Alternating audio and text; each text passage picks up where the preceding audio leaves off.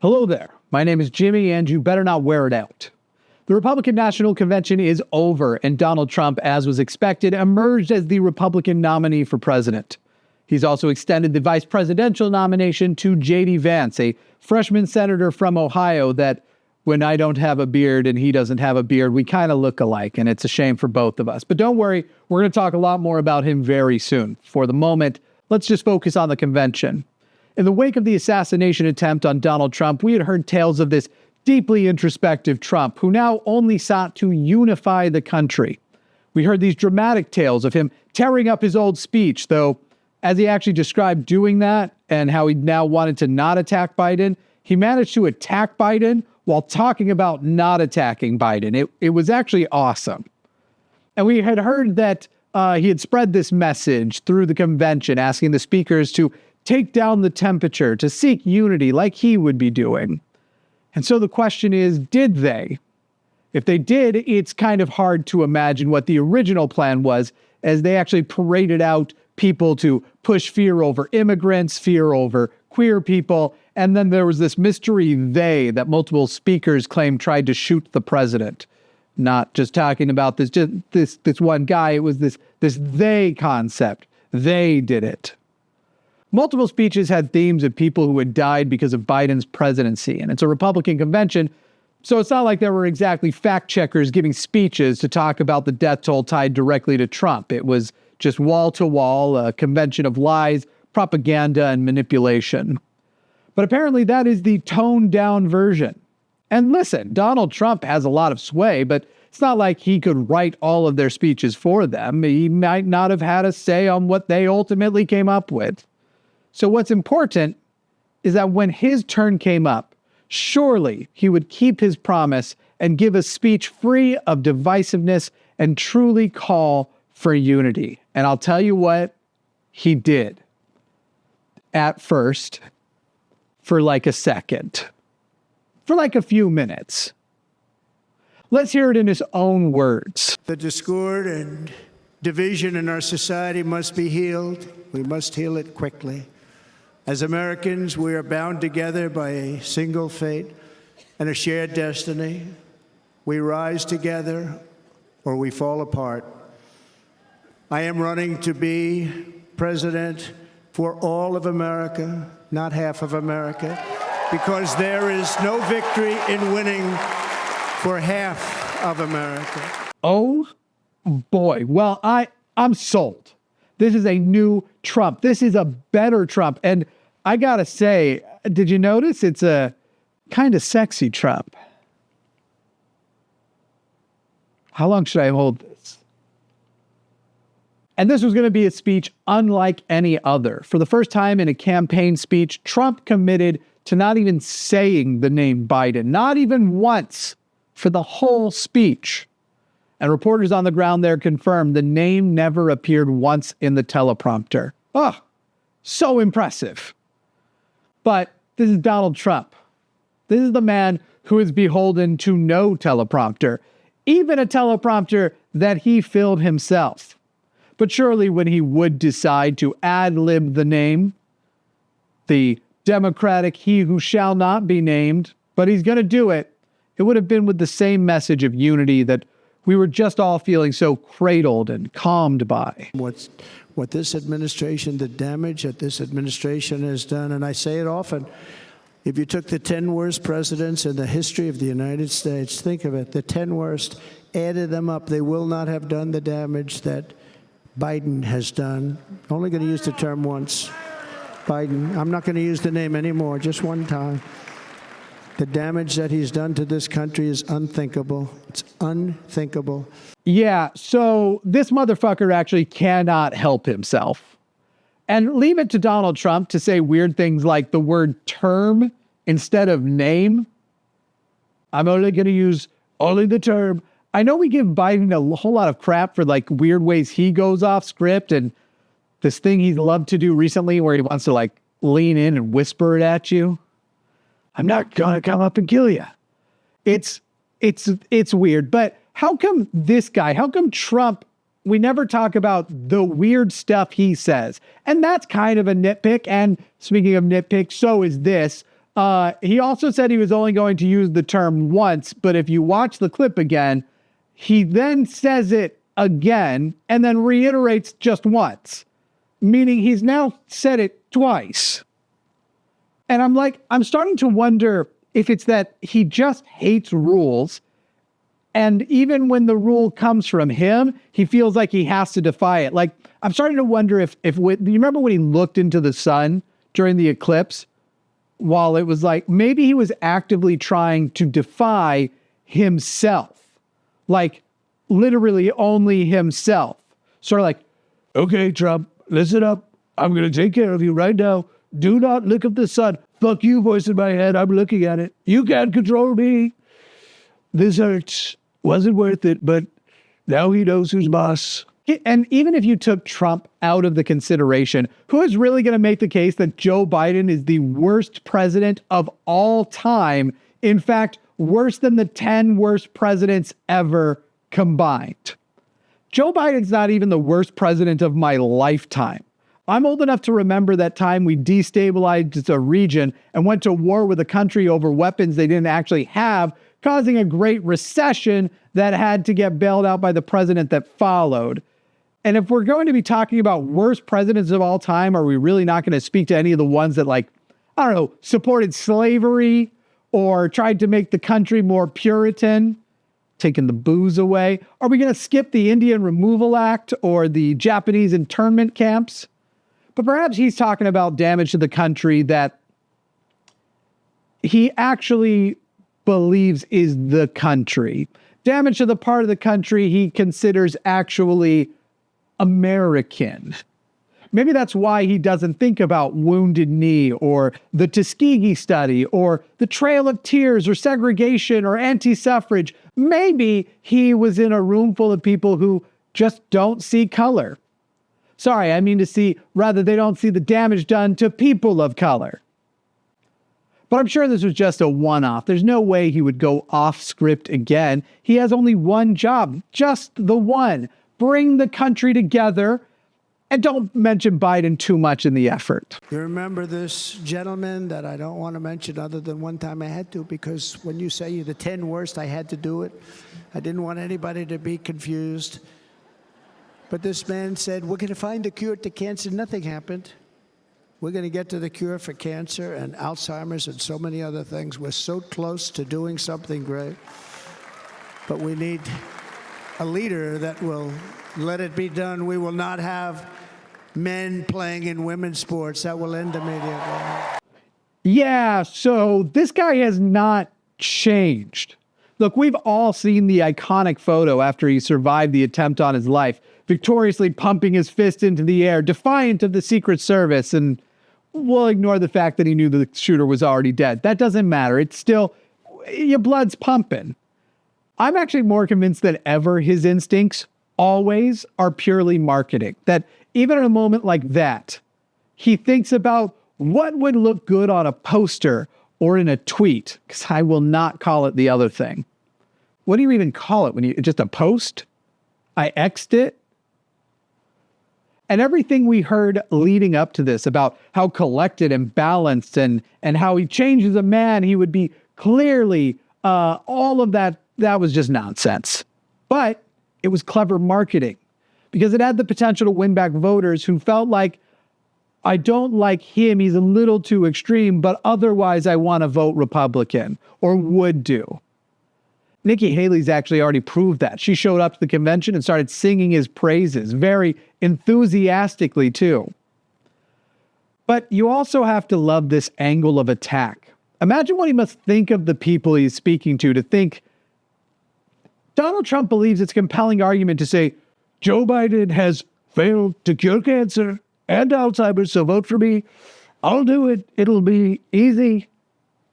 It's also a little bit funny that he mentions that we're very close to doing something great. That's how he put it, which is actually acknowledging that the medical funding toward initiatives over the last 4 years have been very effective.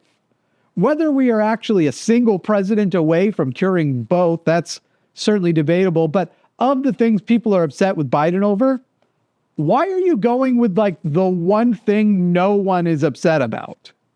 And that's a rhetorical question. I know why. He's setting himself up so if he is president and a cure is found for one or both things, we can just give him full soul credit. I did, as president, I cured cancer and I made the vaccines. And my uncle, who is great at nuclear, said, wow, you could really, he goes, sir, you would do very great inventing nuclear bombs.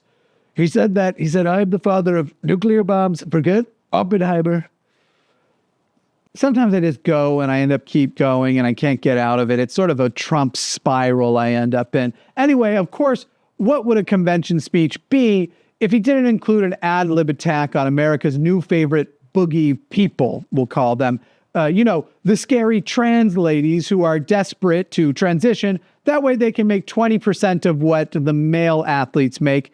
And then they get to be harassed by 13-year-olds. But not just 13-year-olds, also 40-year-olds who kind of act like they're transitioning, but to 13-year-olds. But okay, let's move on from this, the gripes with Biden, to just the way he speaks and this very superior way to the way the left speaks. Because the left, they're causing all of that violent rhetoric. That's what they're always pushing.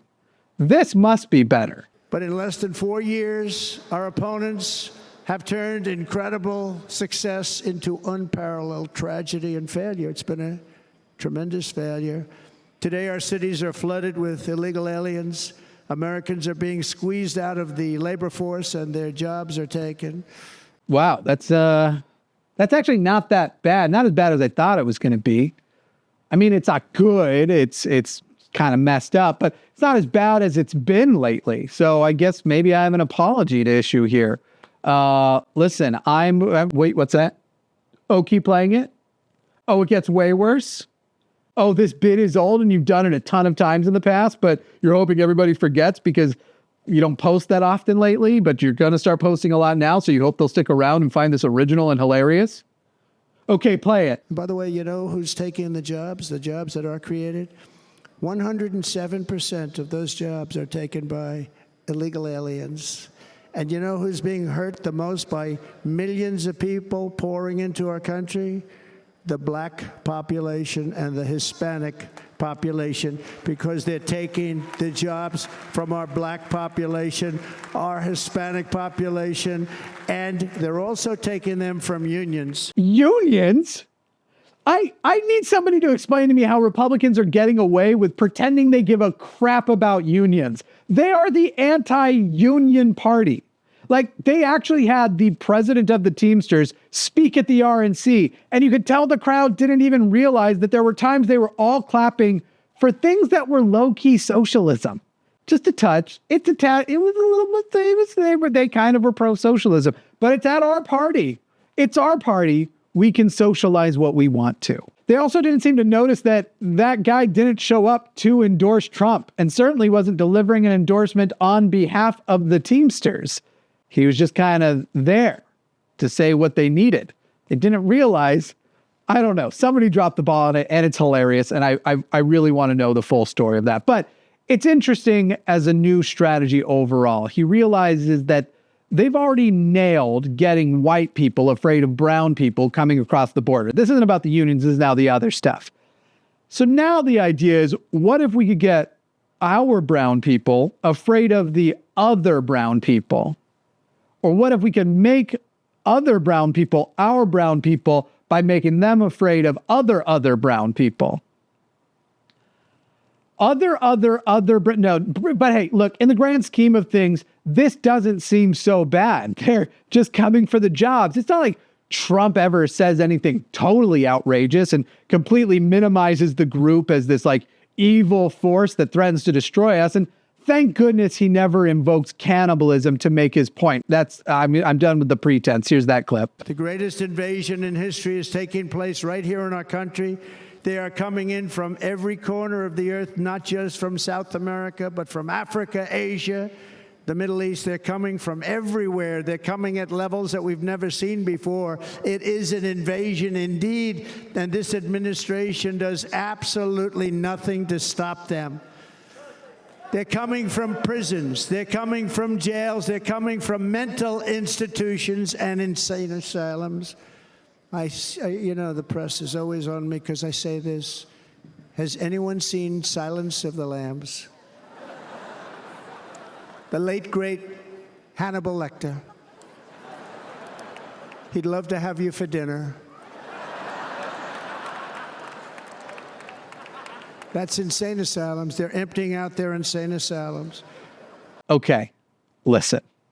This might be me showing off a bit of white privilege here, but I kind of want to skip over the obviously racist things. I think they speak for themselves, and I want to ask this instead, because it's bugging me. What does he mean by the late, great Hannibal Lecter? Because this doesn't make sense from multiple angles. The first one being late, great. That's not a part of like the guy's title in the movie or the books. It's just a phrase that usually you like to reserve that for somebody who's dead and you respect it. But Trump, I'm starting to wonder, how do I say this? Are you this level of Republican rich? Like, do you have an island? And on that island, do you hunt people? Now, pushing the Army Hammer vibes aside, I'd also like to point out that while I think we all agree Hannibal wasn't great, we also don't actually have an indication that he's late. I'm not trying to be pedantic, and I swear, this is my last point, and then I'll go back to the clips of him being super unifying. So unifying. You're going to be tired of being unified. It's so unifying. But Lecter actually survives at the end of the movie. At the end of Silence of the Lambs, sorry, spoiler alert, he's alive, and there's actually no indication that the character dies. So they can literally do a Silence of the Lambs 2 right now and even use the same actor, because even the actor, that homeboy, he's alive. He's kicking. Kind of. He's 86. It's not powerful kicking, but he's kicking. And maybe he soon will be the late great. Maybe that won't be for much longer. I don't know. By the way, how funny would it be if the DNC had Anthony Hopkins speak at their convention as Hannibal and have him endorse Trump at the Democratic thing? That they're not going to do that because it would be a baller move, and the Democrats seem to like really hate winning elections, but it would be tight if they did it. Somebody watching will have that connect. Make sure they get the suggestion, because that would be so. The more I think about it, the more funny it is. Anyway, remember that we are evaluating Trump's attempt at a completely non-divisive speech, because clearly I've forgotten. And here we've just come across him comparing the immigrants who are largely seeking a better life, and for many asylum, of coming from literally insane asylums. I think he literally came up with this line of attack only because it also has the word asylum in it. And with the elections less than 4 months away, Donald Trump has plenty of time to continue being the divisive monster he's always been at his rallies. So I'd love to know why he still felt the need to slip something like this in. If Democrats want to unify our country, they should drop these partisan witch hunts, which I have been going through for approximately 8 years. Again, truly, what am I supposed to believe is different about this speech than any other? At this point, I kind of hope he publishes the original speech, because let's be honest, we also know he didn't actually tear it up. He didn't delete it. It still exists. But I'd like to have some closure here and understand what difference I was supposed to see. So if somebody could get that released, that'd be great. We'll have Hannibal Lecter read it. The message of this speech is not unifying, and it isn't any different than any of the others. I'm imagining being given tickets to like an Enrique Iglesias concert where he promises he's actually going to unveil the best music he's ever made, and it's going to be a totally different new tone of music. And then you get there and he just plays Hero on repeat for 90 minutes. And let me go ahead and translate that for anyone who's Gen Z or Gen Alpha watching. Enrique Iglesias was the biggest artist in the early 2000s, one of them. And fun fact, he was actually on the radio when your dad finger banged your mom, right before suggesting that, like, it's okay that I don't have a condom because you can't get pregnant during a full moon. The gravity, like, holds the egg out of the way. It holds it up, just like how the waves are bigger. And that's why you exist, kiddo. There is something telling, though, that after many minutes of this speech, the only suggestion he really has for unifying the country involves just telling the Democrats what they should do to unify the country. And specifically something that would benefit, who'd have guessed, him. And obviously he's invoking conspiracies and trying to anger his base because of course he is. That's what he does. But what annoys me the most is that would not actually be a non-divisive action. And in fact would piss off a lot of people if they were to suddenly find out that Donald Trump was not going to face any justice for the laws that he broke. And even if you think they're wrong about whether he broke those laws, you can't claim those people would not be upset, that they would feel unified, that would bring the country back together. What is wrong with you? So much. Oh my God, so many things. Here's the last clip I want to show you that honestly probably does the best job of really showing off how different the man who emerged victorious with an ear hole that's too much of a pussy to just put a gauge in it. Seriously, put a gauge in it. Mr. Trump, put a gauge in your, I'll reconsider voting for you if you gauge the hole. Anyway, I think this summarizes how much he intends to actually be a better man now. They're fierce people. And we don't have fierce people. We have people that are a lot less than fierce, except when it comes to cheating on elections and a couple of other things. Then they're fierce. Then they're fierce. Ah, yes. Take your spreading of conspiracies and a little othering, maybe sprinkle on a little us versus them, and then do some good old-fashioned denigration. And what have you got? A purely partisan political hack bingo card filled to the top. That's not how bingo cards work. It's just there's not a top. You got to fill the whole thing. This is what happens when I ad-lib. Congratulations, you've just won some more fascism and a state-of-the-art rock'em sock'em robots rated E for everyone. That is to say, everyone is fucked. I will soon begin my series on Project 2025, first establishing what it is overall and whether or not Donald Trump actually intends to implement it. Spoiler alert, despite some of the things he's tried to say to throw you off, yeah, he largely is going to. I know, it's crazy. Like, why would he put into laws things created by the same foundation that also, chose his Supreme Court justices? He doesn't trust those guys. And I'm going to be launching my new podcast. Jimmy Snow has a podcast. That's the name. I know it's clever. You wish you'd thought of it first. Very soon. So hit subscribe to make sure that you don't miss either of them. I've been Jimmy Snow. I am an arms dealer, fitting you with weapons in the form of words. Peace out.